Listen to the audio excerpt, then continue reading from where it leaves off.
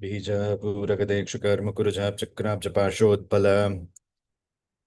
रय्यग्रस्वपिशानरत्नकलशायः प्रोद्यत्कराम्भोरुवः देयो वल्लभया सपद्मकरया आश्लिष्टोज्ज्वलद्भूषया विश्वोत्पत्तिविपत्तिसंस्थिकरो विघ्नेश इष्टर्दद श्रीनाथादिगुरुत्रयं गणपतिं पीठत्रयं भैरवम् सिद्धौघं वटुकत्रयं पदयुगं धूतीक्रमं मण्डलम् वीरान्ध्यष्टचतुष्कषष्टिनवकं वीरावळी पञ्चकम् श्रीमन्मालनिमन्त्रराजसहितं वन्दे गुरोर्मण्डलम् माधर्मे मधुकैटभग्निमहिषः प्राणापहारोद्यमे हेलनिर्मितधूम्रलोचनवदे हे चण्डमुण्डर्धिनी निःशेषीकृतरक्तबीजदनुजे नित्ये निशुम्भापहे शुम्भध्वंसिनि संहरा सुदुरितन् दुर्गे नमस्तेऽम्बिके सर्वं श्रीचण्डी महालक्ष्मी श्रीपादुकां पूजयामि तर्पयामि नमः सद्गुरुं श्रीपादुकां पूजयामि तर्पयामि नमः.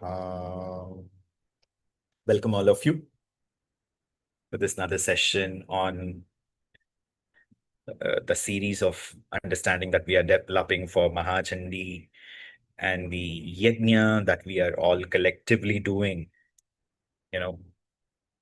for Lokakshemam and for our own benefit, that we are all going to gather together in a matter of another 2 months, less than 2 months perhaps, and glorifying that and praising and worshipping that Maha Chandi. Today's class is all about the benefits of performing Chandi Homam. And in the Kali Yuga, if I have to give the opening statement, which yajna is the most superior yajna? The answer is Chandi Homam. Because the Shastras very clearly say that in Chandi there are two devatas whom, if we have to worship to get rid of our miseries, who are the two devatas we are supposed to worship? The answer is Kalau Chandi Vinayakaha. One is Chandi and the other one is Ganapati. So all the dukkham that we have.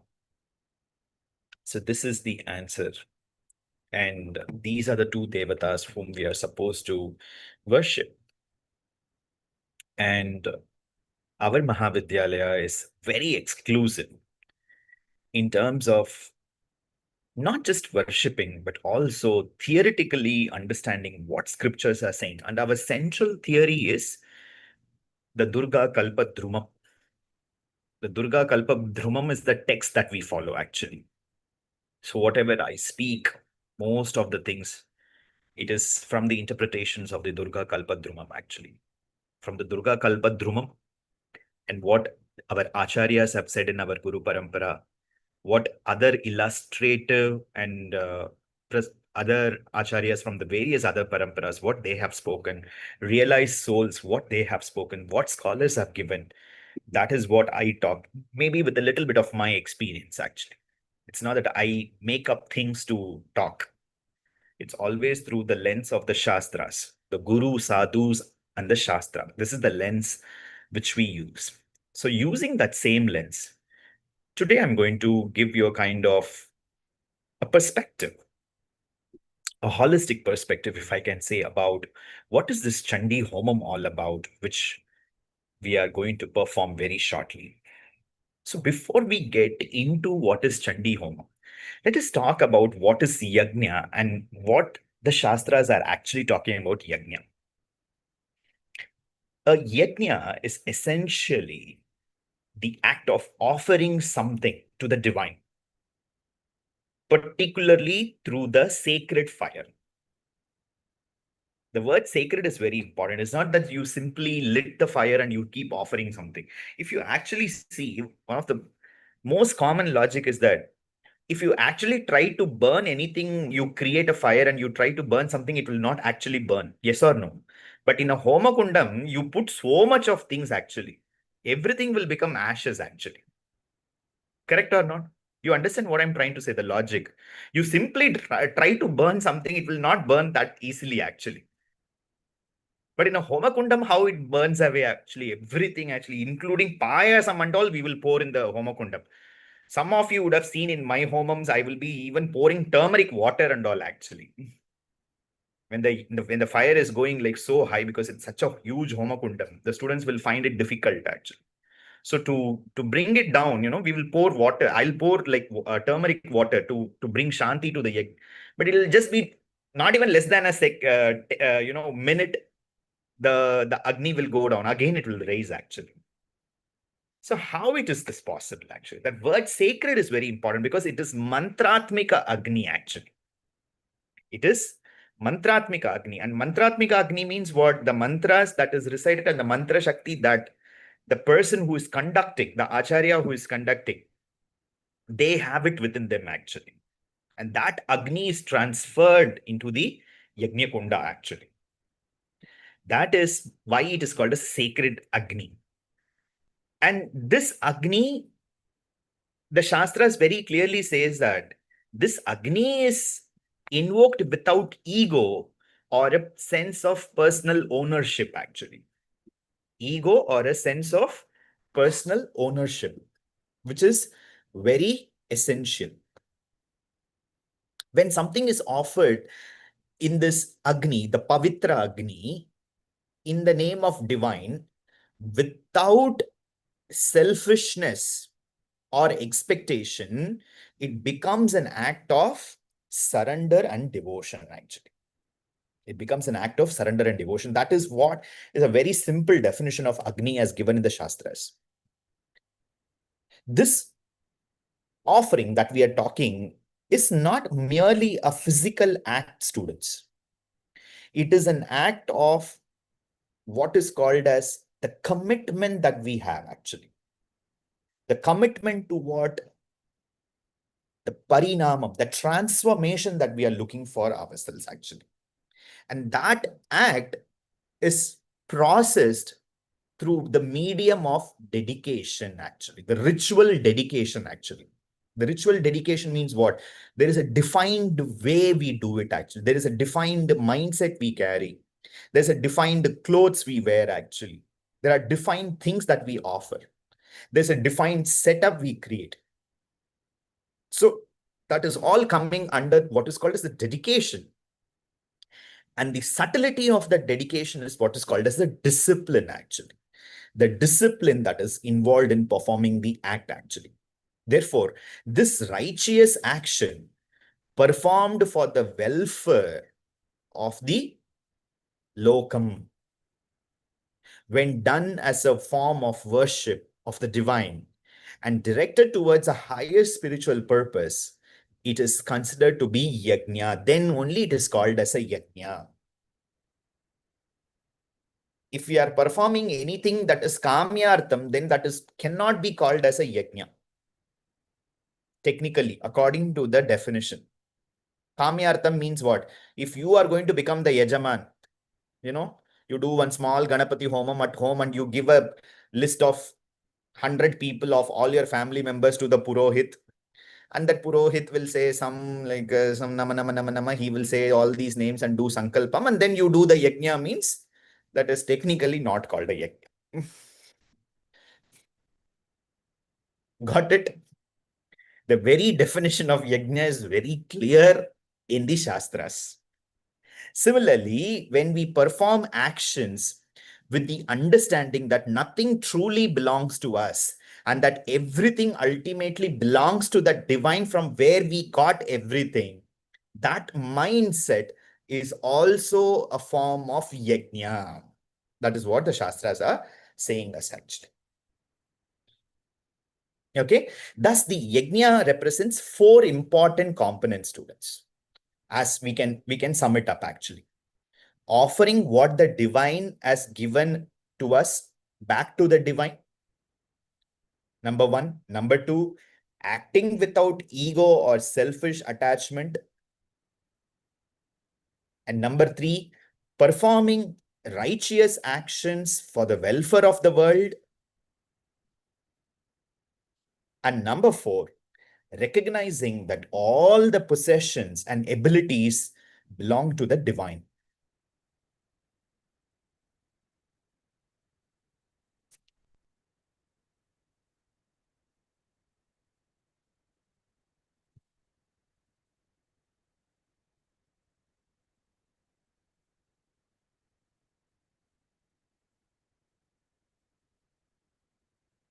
So if I have to talk about yajna, in the Vedic tradition, there is something called as Agnihotram.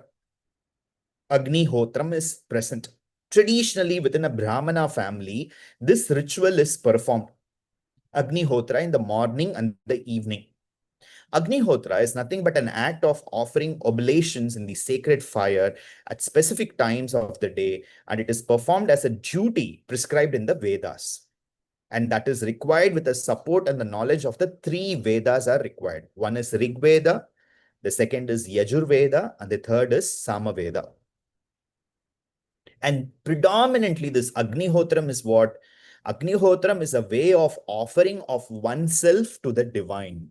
The act of Agnihotram was an act of offering oneself to the divine. So this was at an individualized space. This Agnihotram is an example, actually. Yajna was also accepted as a collective act in the Shastras. When it is performed, as we are talking about, when it is performed to the act of the welfare of the entire world.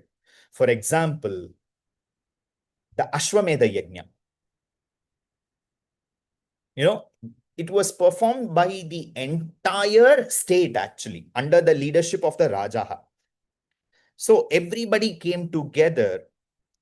They supported it.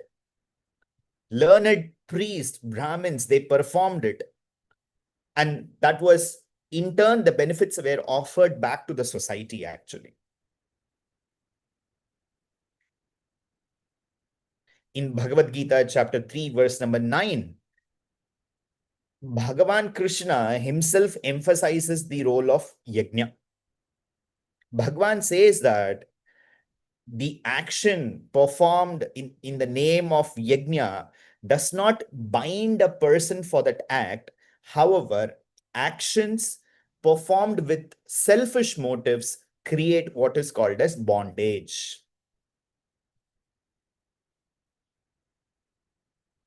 Therefore, it is said that the world itself is sustained by the acts of sacrifice and offering.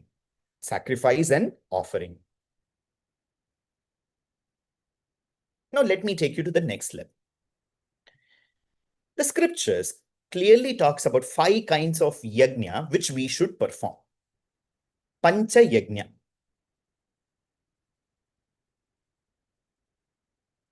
In the Lalita Sahasranamam itself, we are all aware that Pancha Preta Sanasina, Pancha Brahmaswarupini. Yes or no? Yajna Rupa Yay Namaha, the Namavali. So, what is the Pancha Yajna that has been prescribed to us? Deva Yajna, that is offering to the divine.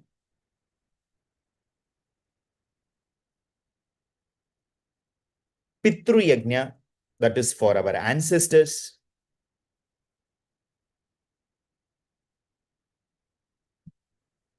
Brahma Yajna, that is the study and the recitation of the sacred knowledge.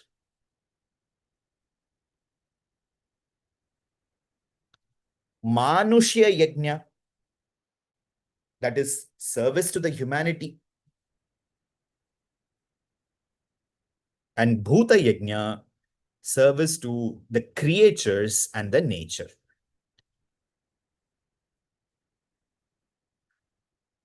These 5 forms of yajna create an ecosystem for an individual. That is, it maintains balance between human life, nature, ancestors, and the divine.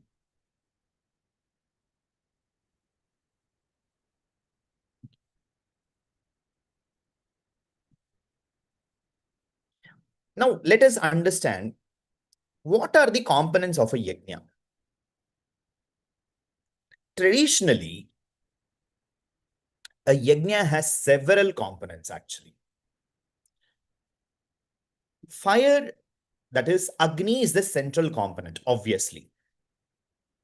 And it has three forms actually. Agni has three forms. Karnapatyam,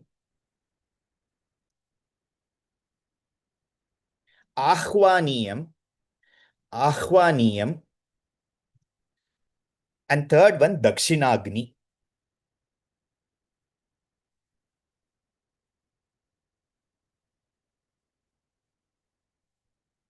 That is, these three forms of Agni, they are related to three aspects of prana, which is there in our body. Karnapatyam is nothing but apana, exhalation, the exhalation of the breath that we do. Ahvaniyam is nothing but the inhalation, that is prana, apana, prana. And Dakshinagni is nothing but Vyana. Vyana. What is Vyana? The breath that is retained within. The breath that is retained within. And that's the reason we have within our tummy what is called as Jataragni. Jataragni. And that is the Agni through which we are able to digest whatever we are eating actually. Jataragni. Prana, apana, and the Vyana is the air that controls it, it keeps the maintenance of that fire actually. And once the soul leaves, the Jataragni will subside completely actually. Bujh jayega. Finish. Okay, this is first aspect. Components of the Agni. The first aspect is fire. This is what it is. The second aspect, Arani. Arani. That is, Arani is nothing but the fire creation instrument. Fire creation instrument. You would have seen in so many reels and videos, they will be, they'll be using traditionally there is a bottom portion, there's a top layer, and then they will be using a thread, and they will winnow the thread, and then through the friction, the Agni will come out. Actually, that is the instrument through which traditionally the Agni is, they create the Agni actually for the yajna. And that instrument is called as Arani. And that is also a part of this ritual. When we are performing any ritual, that is very important.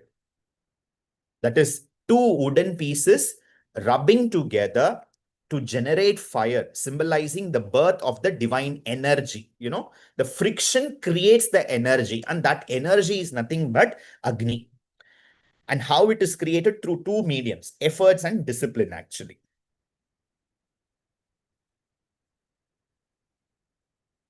The third one, Yajamana. Yajamana. Who is this Yajamana?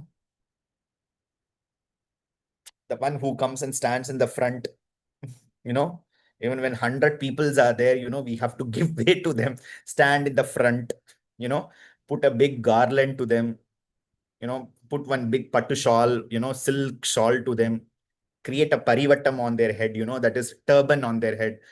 That is all like the idea to respect and honor the selflessness of the Yajaman, actually. So the Yajaman is the one who sponsors the act for not just for his or her well-being, but for everybody's well-being. And the root Yajaman comes from the word Yaj in Sanskrit, which means what? Meaning the one who is worship or sacrifice. Yaj means worship or sacrifice, that because he or she is creating that space. Because he or she is creating such a space, that's the reason that honor is given to them actually. You understand what I'm trying to say? The intention is very important. The power they exercise because of money is not the intention. You are able to understand. The fourth components. The fourth component. Brahma. Brahma is the fourth component. So Yajaman was the third component. Brahma is the fourth component. Who is this Brahma? The Brahma is the chief priest. Brahma is called to be the chief priest, the one who supervises the entire yajna and ensures all the procedures are performed correctly.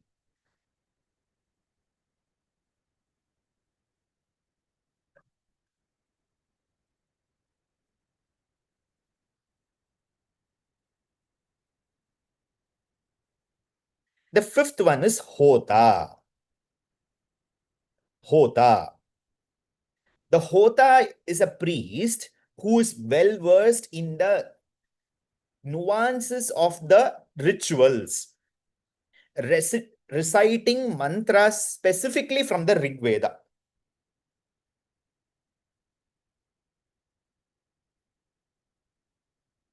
The next one, sixth one is Udgata. Udgata. Who is this Udgata? The Udgata is also a priest who is responsible for the melodious way of chanting the Samaveda. That is all associated with the rituals.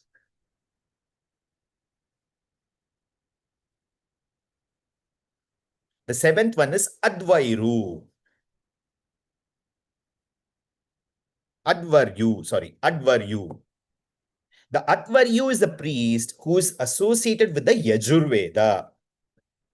And they are the ones who practically, perform the rituals actually, practically executing the rituals.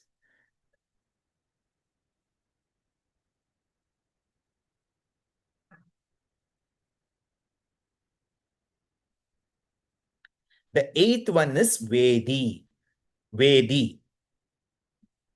Vedi is nothing but the sacred platform where all the kalashams are set for the yajna. Where the kalasha sthapanam is done, that particular place is called as the Vedi. That Vedi is nothing but symbolically, it represents a woman's body, a Stri Shariraha. Why? Because it is a symbolizing aspect of nurturing the nature's aspect of abhivritti, to reproduce, to bring something to life actually. So that Vedi is always a symbolization of a woman's body. The ninth one is Kunda. The Kunda is the Homa Kunda, nothing but the Homa Kunda, where the sacred fire is established. Its dimensions, the way it is constructed, it is whether it is Shatkonam, Chaturasyam, or otherwise it is like, it is, it is a circular kunda or it is a square kunda, it's a rectangular kunda, otherwise it is a yoni kunda. It all depends upon what is the ritual, what is the execution, what for it is performed, which devata. There are various significances are there. Based on that, the construction is created actually. And the 10th one is mudras. There are 10 mudras are used during the yajna. Most of you would have seen me performing the mudras during the avahanam actually. In that, the 3 mudras are very important. In the 10 mudras of Agni used during the yajna, the three are very important. What are they? The first one is Mrigi Mudra. The Mrigi Mudra is the mudra through which ghee, havis is rice, or the sesame seeds are offered, particularly in the homa. These are 3 primary ingredients actually. Ghee, rice, and sesame seeds. Sesame seeds, now you understand? Like, I hope you got it, I guess, actually. In Tamil only I can say, I can't say in multiple languages. The second one, Hamsi Mudra. The Hamsi Mudra is the one through which the Samit is offered. What is Samit? The sticks, the wooden sticks that we offer in the yajna. Hamsi Mudra. The third one is the Varahi Mudra. Varahi Mudra is the one through which we offer the Charu. The charu is nothing but not the rasam that you know in Telugu or Kannada.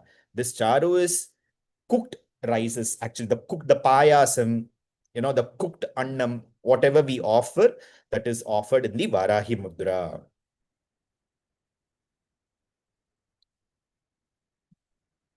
Okay, va? Next, so these are the 10 components of the yajna. Okay, what are they? Let's quickly go through the fire, that is Agni. Second, Arani. Third is Yajamana. Fourth is Brahma. Fifth is Hota. Sixth is Udgata. Seventh one is Adyavaru. Eighth is Vedi. Ninth is Kunda. 10th is Mudras. Correct? 10 components of the Homa. Now, the meaning of Swaha. Already we saw the meaning of Swaha and Swada during the Aparajita Stuti. Yes or no? You all remember, or it's like went from here and it came out? What is the meaning of Swaha? When all the offerings are made to the Devas, the word Swaha is used. When offerings are made to the ancestors, the word Swadha is offered. You remember I spoke about both these aspects? When it is for devatas, it is swaha. When it is for ancestors, it is swadha. Swaha sivai pitriganasya cha trupti hetuhu uchcharyase tvamata eva janai swadha cha. Yes or no? So how our Devi is very compassionate, you see. When you worship her, she's bringing down she's nullifying all the Janma Janmantra Pitru Karya, Pitru Nivarti, Pitru Dosha, she's finishing off for you. And simultaneously, she's bringing all the good impressions that you have to carry with the Devatas, all the Devatas. Why she is doing it? Because simply she wanted you back to be in her world, actually. Unless and until these two things are not over, you cannot go back to her world, actually. Yes or no? Because both the sides you have depth, right? Unless and until these depths are not over, we cannot go to her.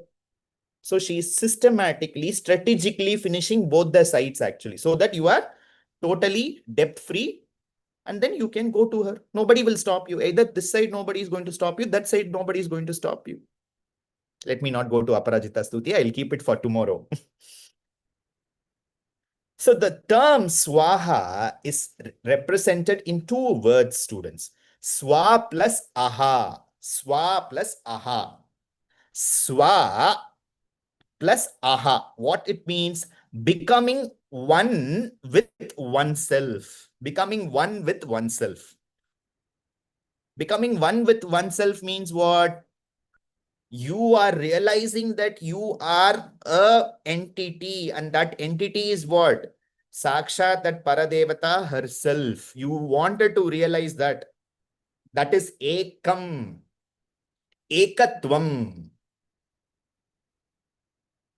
Thus, the offering becomes a symbolic act of surrendering to your own self, actually.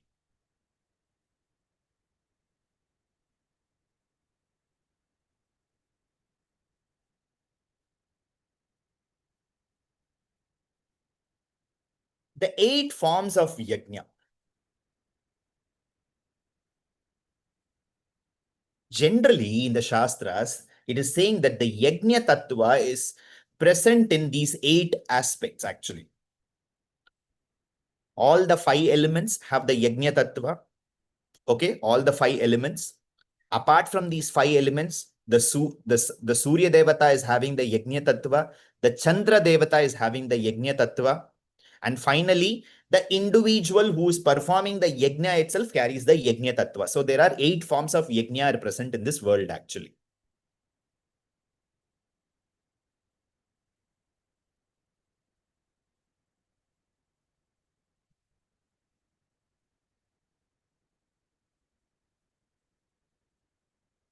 Okay.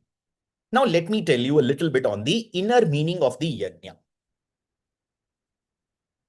The entire world should be considered as a cosmic yajna. because our thoughts, actions, choices, everything is constantly offered in the cosmic fire, actually. The Hamsa Upanishad very clearly explains that both good and bad actions must ultimately be burned in the fire of awareness. Fire of awareness, both good and bad. This leads to the concept of what is called as Atma Yajna, the offering of oneself. And in the Sri Vidya tradition, this principle is reflected in the Sri Vidya Upasana, where the entire spiritual practices becomes an internalized sacrificial process. Becomes an internalized sacrificial process.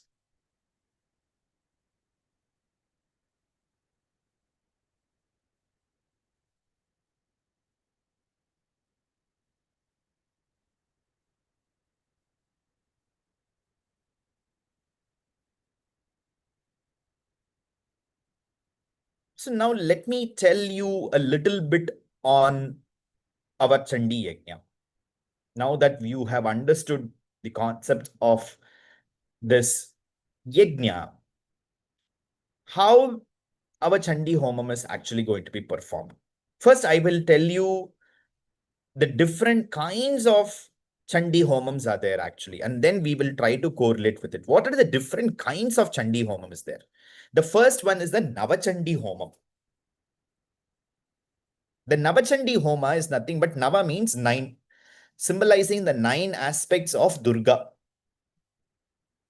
So in this Navachandi Homam, what we perform, the Durga Saptashati is recited 9 times actually. And after the recitation of 9 times, Homa is performed with Navarkshari mantra, and all the offerings are made actually. And generally it is performed for removal of obstacles, protection from negative influences, prosperity and family welfare, and spiritual purification. These are the necessary acts through which the Navachandi Yajna is performed. The second one is the Satachandi Homam, the Shatachandi Homam. What is Satachandi Homa? Satam means 100. 100. So therefore, in this ritual, the Durga Saptashati is studied or recited for 100 times actually. 100 times it is recited, or 100 people will recite actually. For example, if 50 people are there, means twice the recitation will be done actually. Got it? What I'm trying to say. And Homa is performed after the recitation actually. Same way. Multiple practitioners should be there to perform the Satachandi. And you all should come up to the levels of performing these Chandi Yajnas actually. It is not that you are performing once and finishing off and going away actually. Yes, you should be able to perform together as a Mahavidyalaya. That is my truest desire.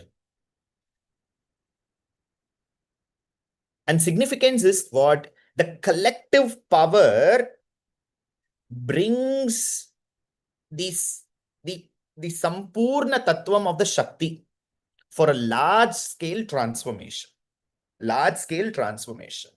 And these yajnas, basically the Satachandi is conducted for stopping any major obstacles to happen, particularly major calamities, protection of a community, protection of a kingdom, protection of a country, restoration of social harmony, and overcoming what is called as collective adversities actually. So for these reasons, the Satachandi is performed. The next one is Sahasra Chandi. Sahasra Chandi. The word Sahasra means 1000. So the Durga Saptashati is recited for 1000 times actually. 1000 times the Durga Saptashati will be recited. A very large number of priests, learned people will be participating in such an offering. And this is considered to be an extraordinary spiritual gathering within the tradition, within the tantric tradition actually, because conducting a Sahasra Chandi is not an easy task actually. This is done for world peace, protection of dharma, removal of large-scale suffering, and spiritual upliftment of the society, actually. And the fourth one is the Ayuta Chandi Homam. Ayuta Chandi Homam. The Ayuta Chandi Homam means, Ayutham means 10,000. 10,000. The Durga Saptashati is recited for 10,000 times, actually. And it invokes massive spiritual energy because it will bring in a large group of practitioners coming together. And the significance is restoring the cosmic harmony, actually. Restoring the cosmic harmony, global or national welfare, removal of the severe calamities that one particular region or a country is facing. So for these reasons, this Ayuta Chandi is performed. And the fifth one is Laksha Chandi Homam.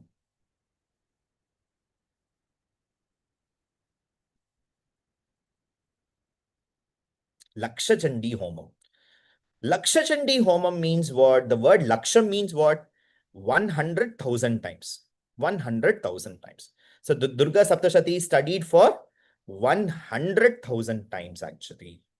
Multiple experts will be there. Multiple experts, multiple practitioners, multiple learned priests will be there to do the rituals, to do the Parayanam, to do all the rituals.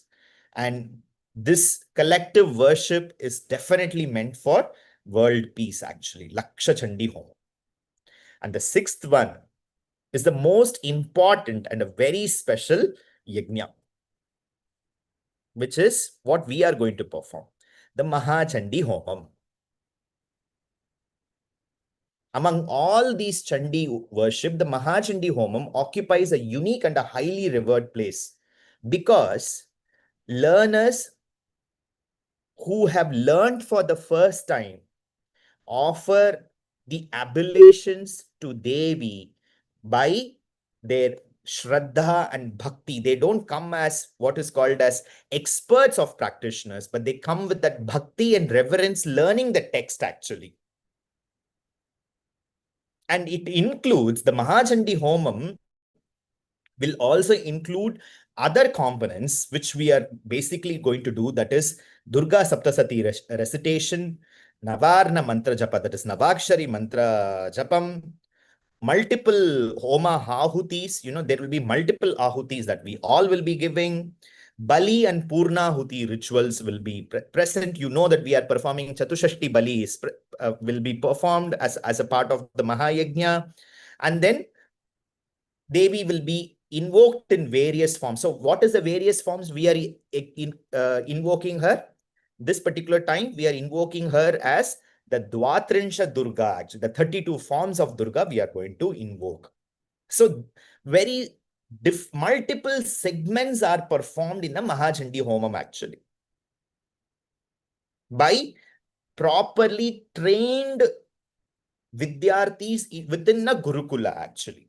And they come together to perform it, actually. That is called as a Mahachandi Homam. So what we are doing is absolutely within the Shastric coded ways of doing it, actually. You are all, the only thing what we are doing is that you are all sitting in your home to learn. That's the only difference, actually. Otherwise, it's perfectly going in alignment with the Shastras, actually. We are not doing anything Shastra Virodham here. You understand what I'm trying, because you are dedicating your time, your efforts, your energy. I am testing you. You are a part of the testing process. You're demonstrating discipline as what the teacher wants. Everything is according to the injunction of the Shastras, actually. How the teacher wanted it to be done, the students have to do it accordingly, actually. And that we are doing it, actually.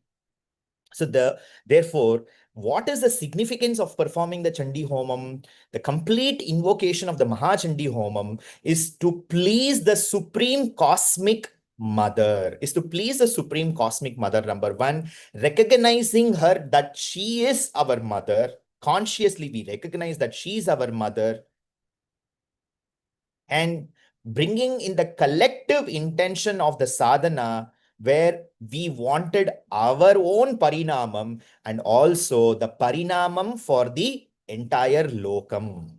So we are also praying for our well-being, and our well-being is nothing but the Atma Sakshatkaram that we are looking forward to. And then the collective prayers of Lokakshemam.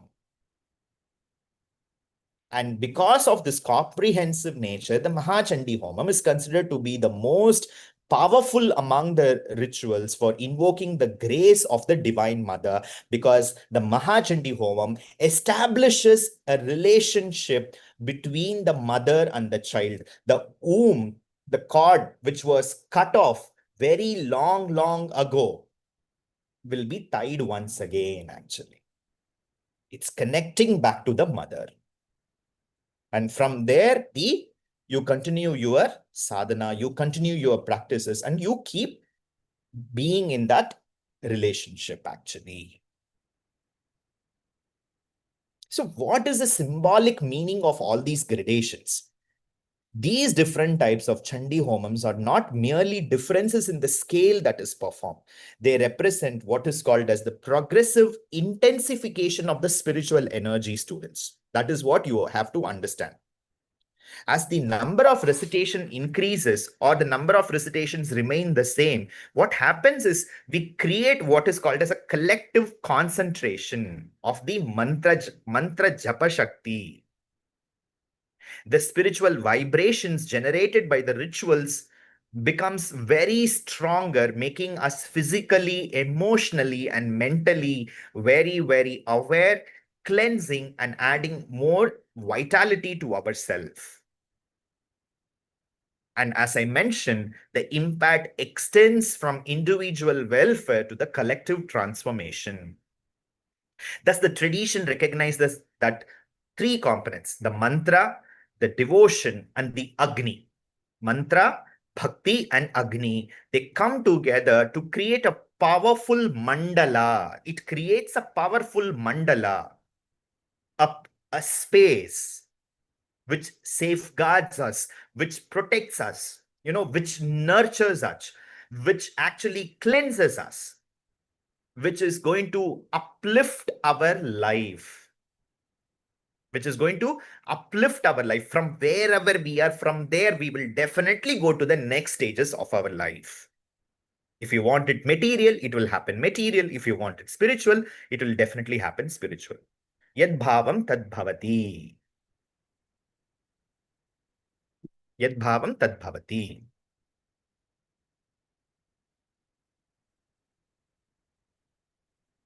So therefore, what we are trying to understand here, what we are trying to understand is that all these yajnas, they have multi-dimensional spiritual ways of correlating through the physical, psychological, cosmic gradations, coming together with a single scale that is called as spiritual and the religious training that we undertake.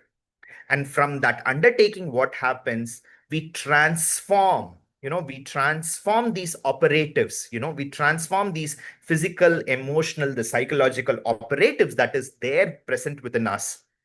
And it helps us to create a cosmic energy which is very subtle, which is very pure, and which we can imbibe to ourselves. That's the reason we say that Shakti is the power of consciousness, dynamic, and it is courageous, and it also brings wisdom, actually. And we invoke such a Shakti through the Yajna. And this Mahachandi Homam becomes a living symbol of transformation because it guides the devotees from strength, from fear, and also from confusion to clarity, and from limitation that we are not closer to the divine. We get over these thoughts. And as I told you, the umbilical cord between the mother and the child is established once again. And we realize that we are a part of the Divine Mother, and we have the Divine Mother within us, and we ourselves, the Divine Mother. With these levels, we will be able to realize ourselves. There's a lot to talk about the Mahachandi Homam, but the time is up for today. And maybe in another day, I will take up again a part two of the Mahachandi Homam benefits. So today, we have understood the ritual logics as how the Agni is set up and what are the components of Agni and how that Agni is understood in terms of Chandi Homam, the various Chandi Homams that is performed, and what is the gradations or the levels in which they are performed and what they mean. You will be seeing all these symbolizations, the creation of these spaces when you are there for your own graduation ceremony, as how we are creating the Vedi, that the kalashas, how it is going to be placed, the yajna, what is the shape, the design, the size of the Homakundam, everything has a meaning. And I'm pretty sure those who are going to come, those who are going to see through our pictures and other ways you're going to be connected as students, you will be able to realize through this class that why certain rituals are being done and demonstrated in a particular manner, because it has certain energy meaning behind it. We will continue this further in the next session to understand further the benefits of Mahachandi Home. Thank you so much. Let's finish the session with Mangalam. सर्वमङ्गलमाङ्गल्ये शिवे सर्वार्थसाधिके शरण्ये त्र्यम्बके गौरि नारायणि नमोऽस्तु ते जयन्ती मङ्गला काली भद्रकाली कपालिनी दुर्गा क्षमा शिवा धात्री स्वाहा स्वदा नमोऽस्तु ते ॐ शान्तिः शान्तिः शान्तिः सर्वं श्रीचण्डी महालक्ष्मी अर्पणमस्तु तथास्तु. Thank you so much. See you all tomorrow in the Aparajita Stuti class. Thank you.